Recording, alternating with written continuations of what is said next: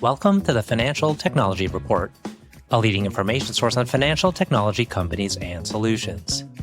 In this episode, we speak with Todd Greenbaum, President and CEO of Input1.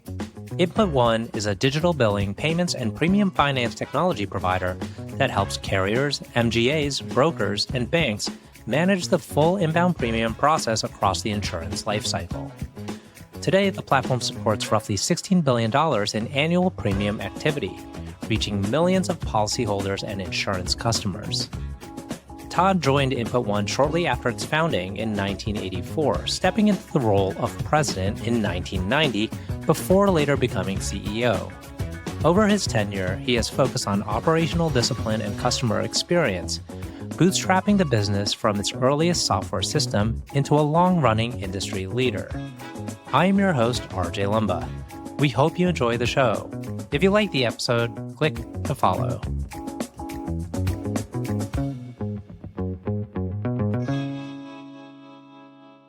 Todd, thank you so much for taking the time to chat with us today. It's a delight to be with you. Pleasure to be here. Thanks for inviting me. I think something that's unique in your story and Input1's story is that you've been with this company from the very beginning, and it's kind of a family business, or it has family roots. This is very different than other Insurtech and other fintech companies we speak with. So if you wouldn't mind, can you tell us about those early beginnings, why the company was founded, and how you got involved?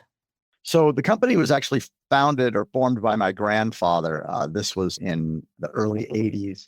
And he always had a technology, slant to him. And he came from an insurance background. He ran an MGA for many, many years. He ran a premium finance company for many, many years. And he's always very excited and interested in building technology that could help automate procedures, but also just unique technologies that allowed people to get into businesses they might not be able to get into very, very easily. So he started this business, and it was funny, over a Sunday dinner one night, he just said to me, "Hey, I'm starting this business and I need a piece of software to write." And I was 16 years old at the time. And he says to me, I want you to write that piece of software for me. And he said, "Look, I'm a gamer. I don't really know how to write code." He says, "You're smart. You'll figure it out." So I went and I bought a book and I wrote the code over the next 5-6 years, and all throughout my college career to do that.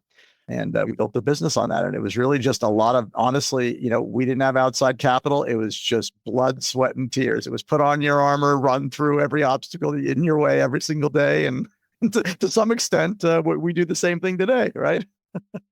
Do you think, I'm just curious, like from a personal standpoint, was it that he was later on in his years and he wanted to work with his grandkid, maybe teach something in the business arena to his grandson? I'm sure that there was an element of that. It was just very organic. I think he's a classic entrepreneur. He just wanted to do something. He was in his 70s when we started having these conversations, maybe mid 70s. I mean, I certainly enjoyed working with him and learning from him. And we worked together for several years. And yeah, it was really great. And we would be up. He was in his late 70s and we'd be up 2 o'clock, 3 o'clock in the morning if the computer program wasn't working right, fixing it. So it was pretty amazing that a guy at that stage of his life was doing that, with me. And I think at the time I didn't really have as much of an appreciation for it as I do today, but I enjoyed it very much. So you were self-taught, it seems, in the Insurtech space. You learned how to develop. What was the first piece of software that you developed? Well, my grandfather wanted to build a software that ran premium finance businesses, right? Premium finance. You're familiar with what that is. So he needed a piece of software to do that. And he was an expert in it because he had run one. He'd sold one to a bank a few years before starting Input1. And so he wanted to build this fantastic software system, and he knew he had all the ideas in his head. And I was there going, "What does that mean? What does that mean? What does that mean? And how does this work? How does this work?" And I had the ability to translate language and business concepts into the technological piece. I wasn't taught. I didn't go to school for it. It just came naturally to me, and I picked it up very, very quickly. We'll hop back and forth as opposed to going chronological. But today, sure. This is a sizable business. To talk about like how many dollars are flowing through your system. Well, we have clients all over North America, between the clients that we service, the clients that service themselves using our software, our own businesses that we own. It's about $16 billion of premium, a couple of million policyholders that utilize or touch the system every single day, insurance brokers, MGAs, carriers, and policyholders. So Yeah, I mean, it's certainly a lot bigger than it was just me and my grandfather and my grandmother in a small office in LA. Yeah. And it seems like your customers are not just the carriers, it's kind of almost anyone in that ecosystem. That's right. Our products have evolved substantially since the genesis of the business. And today we serve every element of the insurance vertical: retail, wholesale, E&S brokers, MGAs, and carriers. So every element of the insurance vertical can utilize one or more of the products and services that we sell. And when you break out that kind of mix of revenue, is there one predominant client set? Is it the carriers? It's probably more MGAs than it is carriers, but they're close, right? They're close on that level. So, but we're not really focused on one over the other because we deal with inbound premiums, right? We built an ecosystem that handles every modality of payment. So everyone needs to deal with the payment. If you're a retailer, you deal with it at some level. If you're an MGA or a carrier, it doesn't matter where you sit in that value chain. Money passes through your hands at some point. And the whole ecosystem in which that inbound premium is collected, parsed up, sent out to all the different parties, that all the stakeholders in a particular policy, that's what we're experts at. How do you view the kind of competitiveness of the space? I think it sounds like you were probably an early mover.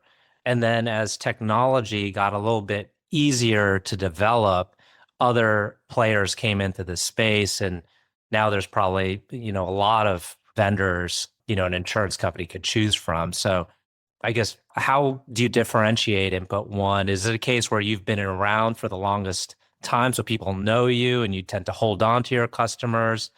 Are you getting market share taken away by new entrants along the way? Well, I wish it was as easy as you're just around for a long time so your customers stay with you forever. But the truth of the matter is you have to reinvent yourself all of the time, and you have to be really creative, and you have to be constantly developing and creating. Our primary differentiator is the fact that we are the only company that I am aware of that handles every single modality of payment under one platform. So there are three ways to pay for an insurance premium. A policyholder can just pay for it up front in one payment and have insurance for the whole year.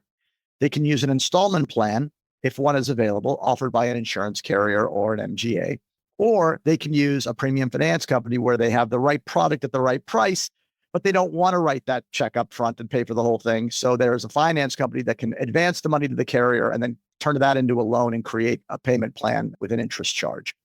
There are premium finance businesses, there are payment businesses, and there are billing companies. I don't know of any company that exists out there that actually does all three. So that's our differentiator. And as you know, if you think about it, insurance is something that you can buy today, and in a year from now, you can buy it from somebody else. You don't have to stay.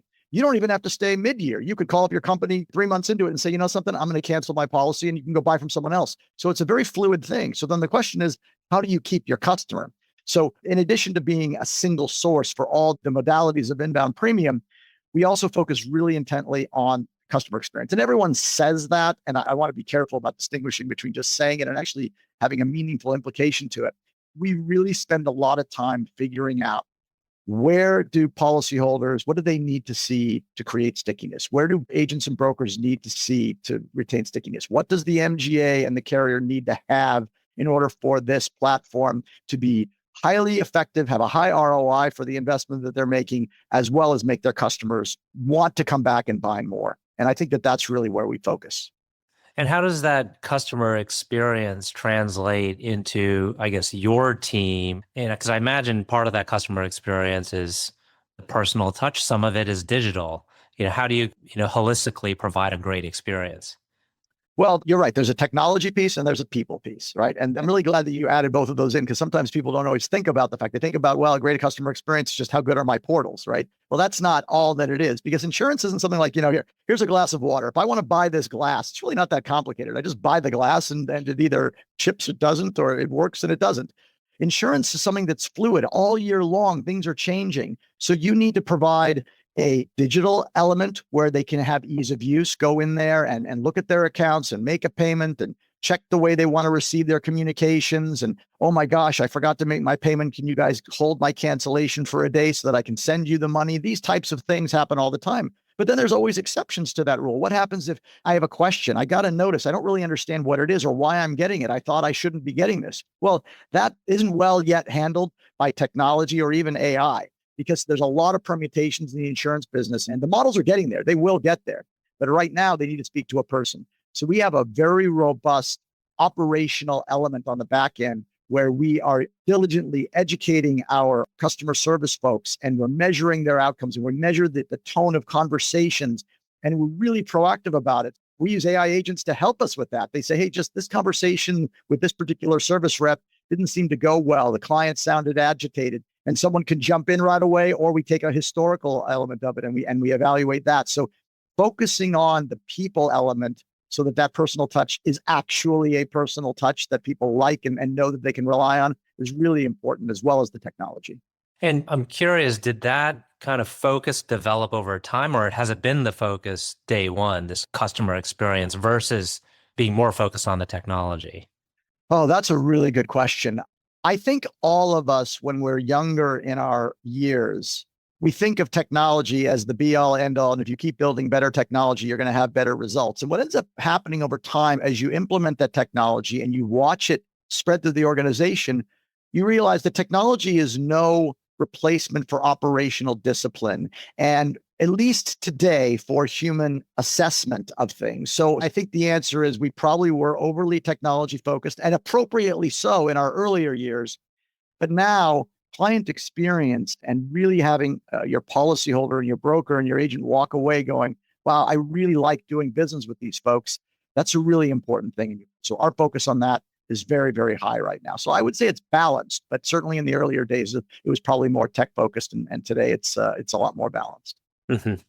I think one thing that may be different between you and maybe other Insurtech companies, have you been mostly bootstrapped and growing organically through the cash flows of the business? That's right. We've never taken any outside capital. So everything we've done is from our own earnings. Do you look at kind of other players in this space and see how they're bringing in a lot of capital and figuring out how to allocate that capital out? And you kind of say, well, I've been doing this for 40 years. I can see how they're allocating capital. That may not be the most efficient way. Whereas if you have the bootstrap mentality or more the I need to generate cash flow mentality, you figure out this balance of like investing in the business, but then also like paying attention to that top line. So look, being bootstrapped has advantages and disadvantages, right? I've had competitors that have raised gobs and gobs of money. And then you go to the next trade show and their booth is 10 times the size of my booth. And every place they could plaster their name has been plastered. And some of them have grown faster and some of them aren't in business anymore, right? So I think that your point that you make there is really important. And it is that intelligent capital allocation.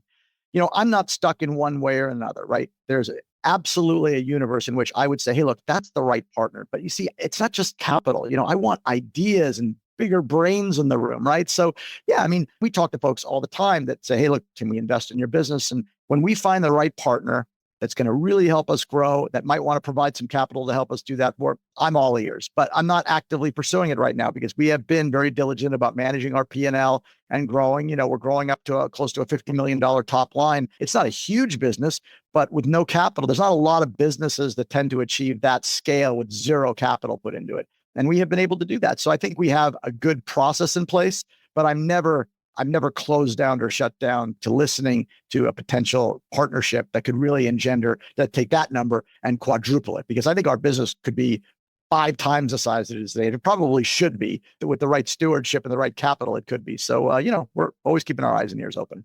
Well, you've done a great job over the years, over the decades. What would you say you are particularly good at to have been able to scale this business?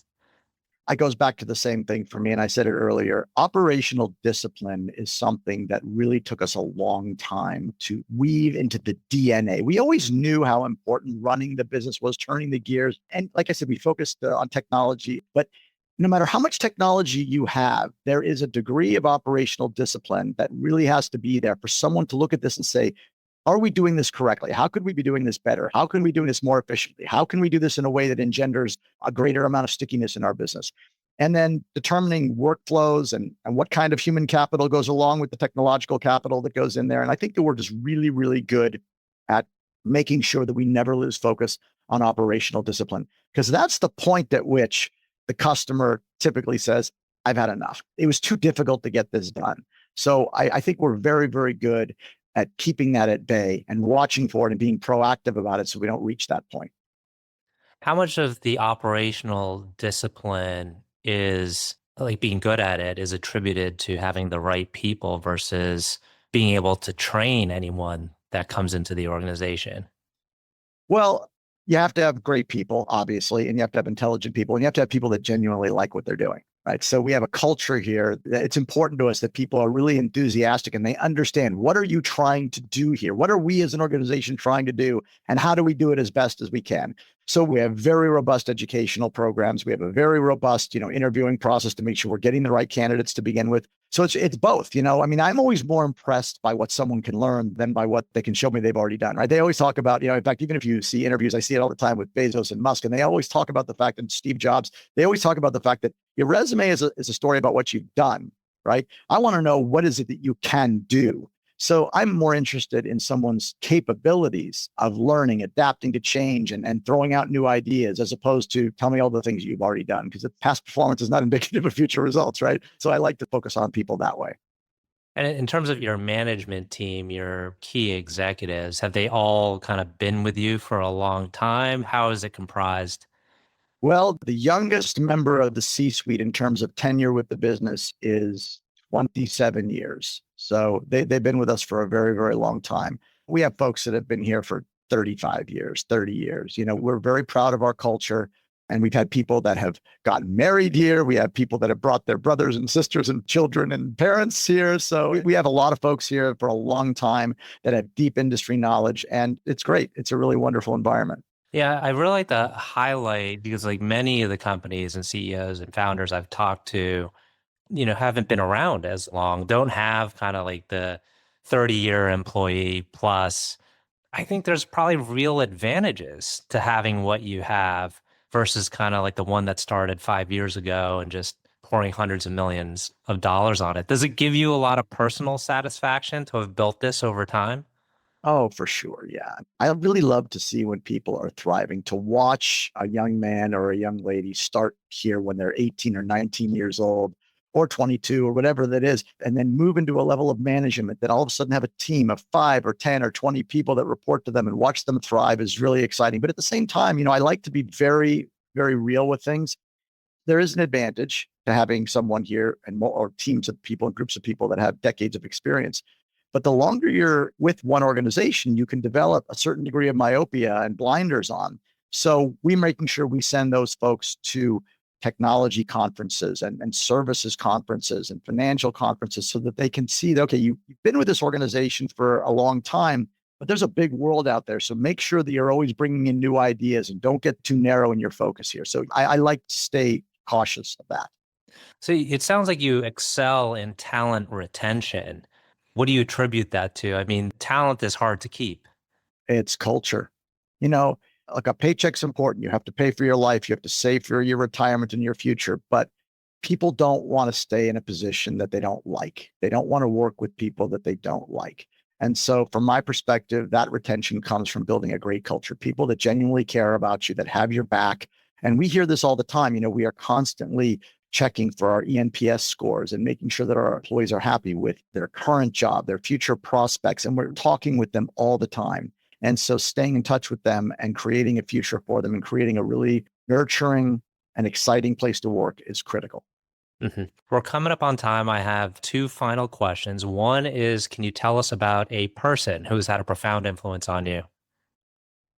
Sure. Well, I mean, I would say my father had probably one of the greatest influences on me, because he gave me a work ethic, which, at least when I was going to college and in high school, that was unparalleled. For me, getting up and working in the yard on Saturday mornings, and when all my friends were out on the street riding their skateboards and bikes, and doing that for years and years and years and years, it just kind of taught me a discipline to figure out a way to enjoy the work that I did. And that is a big part of why we are where we are today, meaning still bootstrapped, because when you're bootstrapped, you have to be willing to work really, really, really hard, because you don't have the capital or all the other people to help you along.